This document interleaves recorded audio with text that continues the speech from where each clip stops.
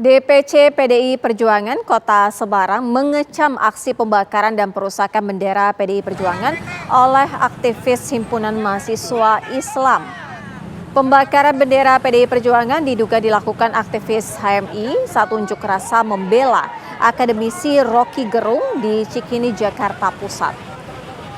Aksi pembakaran bendera partai ini dianggap menghina marwah partai berlambang banteng moncong putih.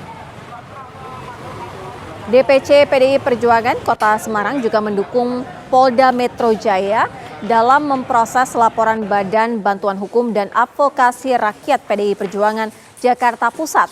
Selain itu, DPC PDI Perjuangan mengimbau agar seluruh elemen kader partai bersikap tenang dan waspada terhadap kelompok masyarakat yang berusaha memecah belah persatuan bangsa.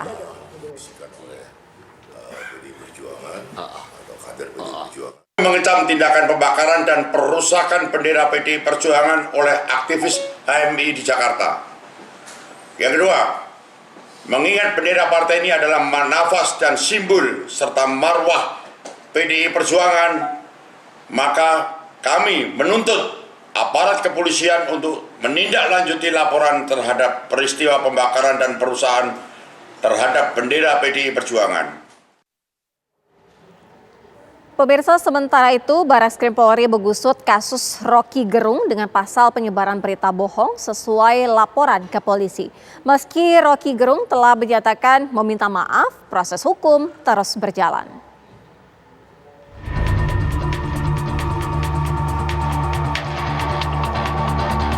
Barreskrim Polri kini mengambil alih laporan terhadap aktivis Rocky Gerung dari sejumlah Polda.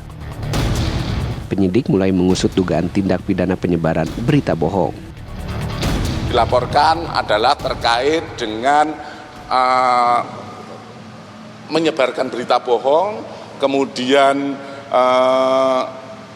di mana termaksud dalam pasal 14, 15 Undang-Undang Nomor 1 Tahun 46.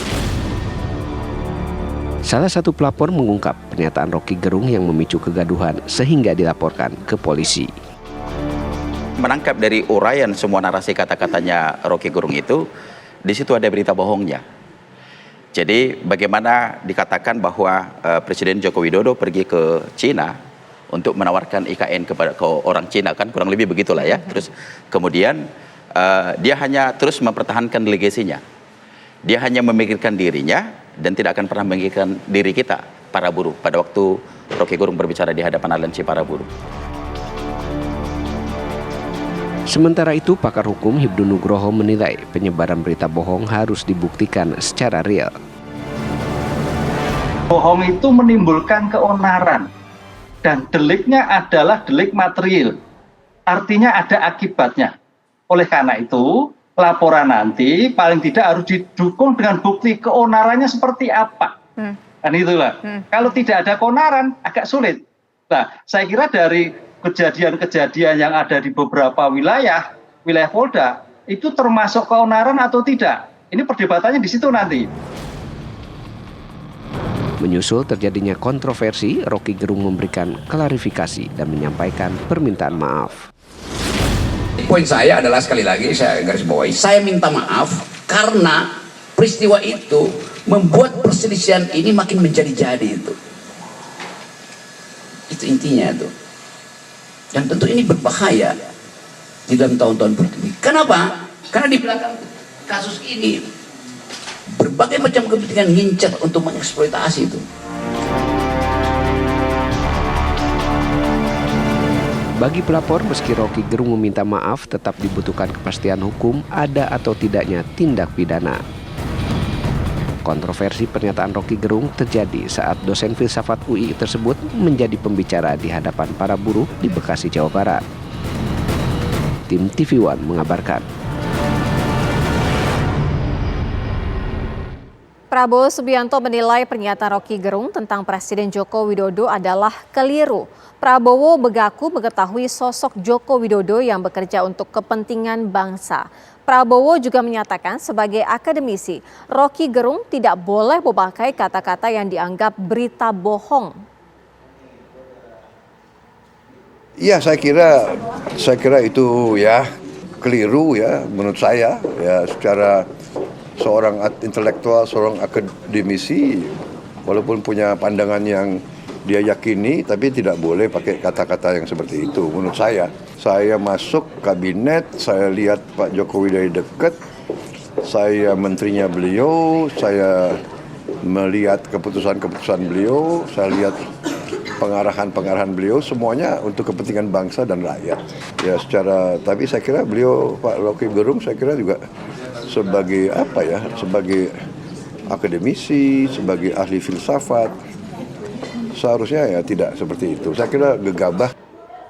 Pemirsa, Prabowo Subianto berada di posisi pertama dalam berbagai survei elektabilitas Capres melampaui Ganjar Pranowo. Merespon hal ini, Prabowo mengucapkan rasa syukur. Sementara Sekjen PDI Perjuangan Hasto Kristianto menyatakan akan terus bergerak membicarakan strategi yang terus disiapkan untuk pemilu mendatang.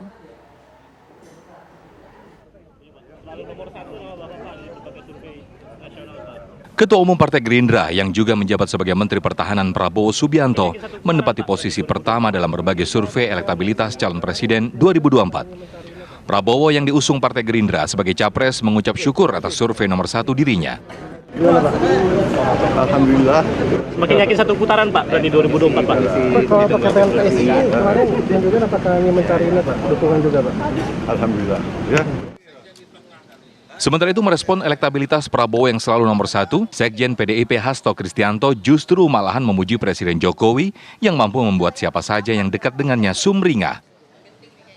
Lembaga survei ini meningkat nih Pak Prabowo, sedangkan Pak Ganjar ini kan... Ya kalau Pak Jokowi memang membuat sumringah banyak orang, buat sumringah rakyat, dan kita juga sumringah kalau bersama Pak Jokowi. Tingkat elektabilitas calon Presiden Prabowo Subianto kian melesat meninggalkan bakal capres lainnya. Berdasarkan 3 lembaga survei, Prabowo unggul jauh dari Ganjar Pranowo dan Anies Baswedan. Berdasarkan survei dan polling Indonesia, SPIN 15 hingga 25 Juli 2023, elektabilitas capres Prabowo Subianto 41,7%, Ganjar Pranowo 30,3%, Anies Baswedan 21,0%. Dari hasil lembaga survei nasional 10 hingga 19 Juli 2023, elektabilitas capres Prabowo Subianto 40,5%, Ganjar Pranowo 30,8%, Anies Baswedan 22,4%. Sementara itu hasil survei Indikator Politik Indonesia tanggal 20 hingga 24 Juni 2023, elektabilitas capres Prabowo Subianto 36,8%, Ganjar Pranowo 35,7%, Anies Baswedan 21,5%. Dari Jakarta, Vena Kintan, Indra Gali, TV One mengabarkan. Pemirsa, kabar pemilu segera kembali dengan sejumlah informasi penting lainnya usai jeda.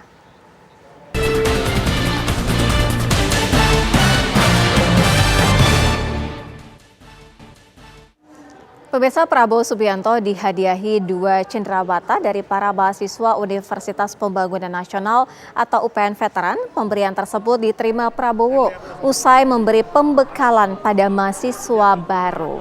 Prabowo dalam agenda tersebut membicarakan banyak hal di depan ribuan mahasiswa baru UPN Veteran Jakarta.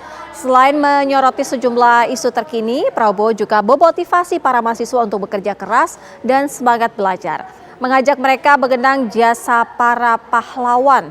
Ia mengatakan langkah-langkah mempertahankan kemerdekaan harus diteruskan.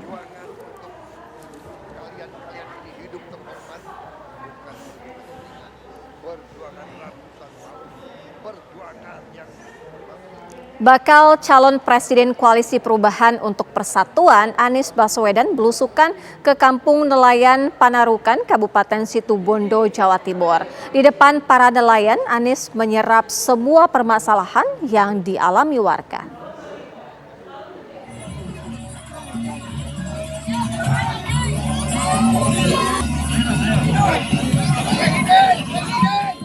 Bakal calon Presiden Koalisi Perubahan untuk Persatuan Anies Baswedan disambut antusias warga dan simpatisan saat tiba di Kampung Nelayan, Panarukan, Kecamatan Panarukan, Kabupaten Situbondo, Jawa Timur.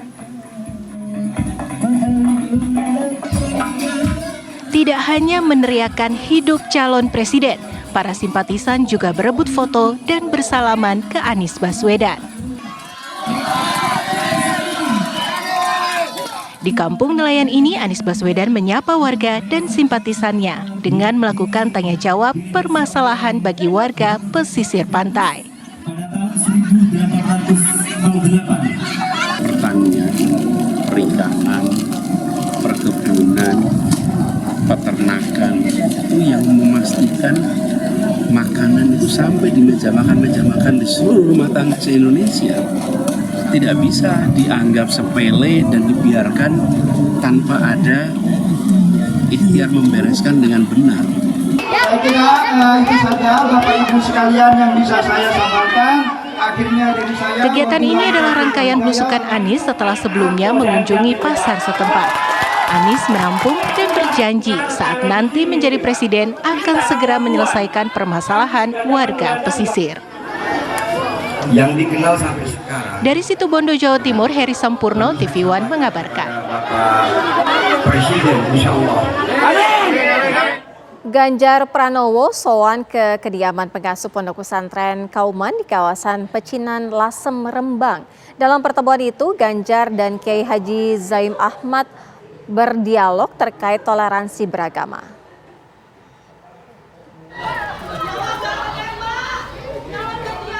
Ganjar Pranowo, Gubernur Jawa Tengah dan bakal calon presiden PDI Perjuangan berkunjung ke kediaman pengasuh Pondok Pesantren Kauman Kiai Haji Zaim Ahmad Maksum atau Gus Zaim yang berada di kawasan Pecinan, Lasem, Rembang, Jawa Tengah.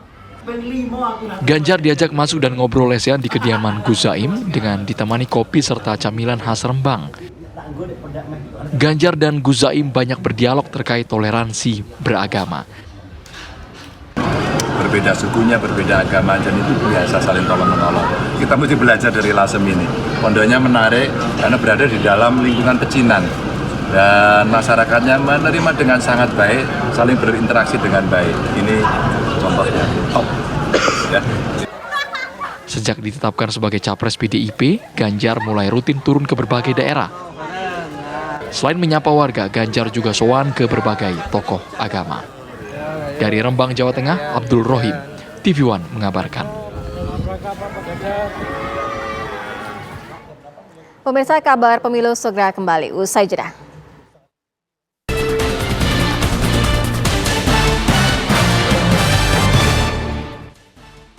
Relawan dari para calon presiden yang akan maju dalam Pilpres 2024 terus melakukan berbagai kegiatan sebagai bentuk dukungan untuk sosok capres pilihan mereka. Kegiatan yang dilakukan pun beragam dan tersebar di sejumlah daerah.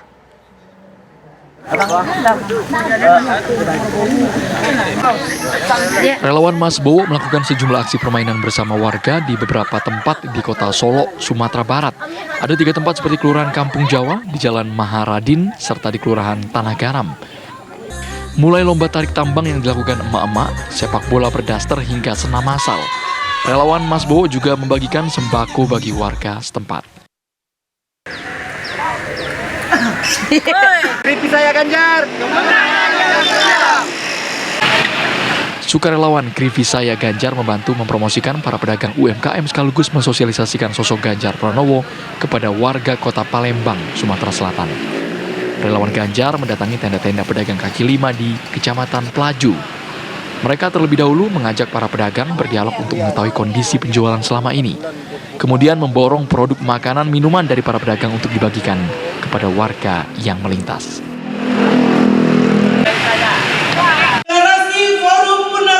Di Bandung, Jawa Barat, kelompok purnawirawan yang mengatasnamakan Forum Purnawirawan TNI Polri untuk Perubahan mendeklarasikan dukungan kepada bakal calon presiden Anies Baswedan.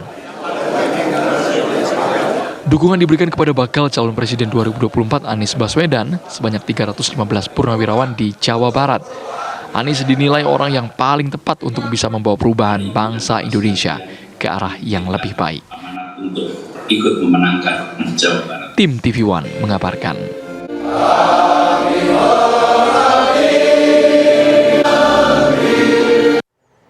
Sejumlah relawan pendukung Sandiaga Uno menggelar silaturahmi ke kantor Dewan Pimpinan Pusat DPP Pro Jokowi atau Projo di Pancoran Timur, Jakarta Selatan. Kedatangan mereka ini diterima langsung oleh Bendahara Umum Projo, Panel Barus, bersama para anggota Projo. Pertemuan dilakukan tertutup selama kurang lebih 2 jam. Pertemuan kedua relawan ini membahas mengenai Pilpres 2024 mendatang. Dalam pertemuan ini juga dibahas pentingnya membangun narasi yang positif serta berbagi pengalaman dengan struktur yang baik.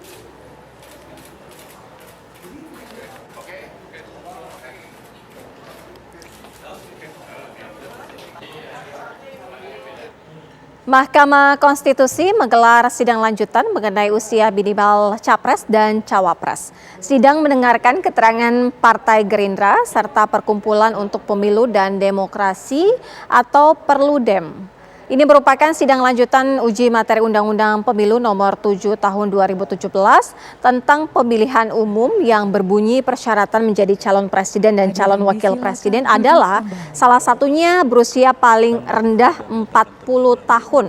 Sidang beragendakan mendengarkan keterangan dari pihak Perludem dan juga pihak Gerindra. Sidang sebelumnya Selasa pekan lalu mendengarkan keterangan pihak DPR Republik Indonesia dan pemerintah. Gugatan ini diajukan oleh 3 pihak, yaitu dari Ketua DPP Partai PSI, Sekjen Partai Garuda dan Wali Kota Bukit Tinggi Ermas Safar dan Wakil Bupati Lampung Selatan Pandu Kesuma Dewangsa.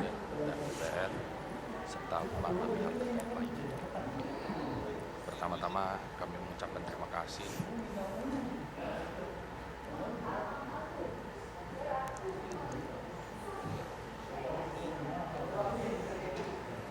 Usai sudah 30 menit, kabar pemilu menemani Anda. Mewakili kru yang bertugas, saya Sira Safira pamit undur diri. Untuk informasi terbaru bisa Anda akses di laman tv1news.com. Terima kasih, sampai jumpa.